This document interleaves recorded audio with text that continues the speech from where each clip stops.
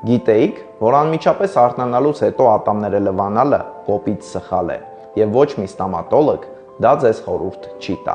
Ինչպես գիտենք, հասարակության մեջ ընդունված է, որ լվանալ ատամները անհրաժեշտ է անմիջապես արթնանալուց հետո։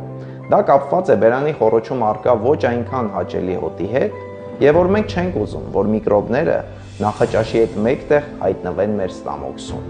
Եթե դուք ուզում եք խուսափել առավոտյան բերանի խոռոչում առկա տհաճ հոտից, դուք պետք է լվանաք ատամները քնելուց առաջ եւ ողողեք բերանի խոռոչը հատուկ լուծույթներով։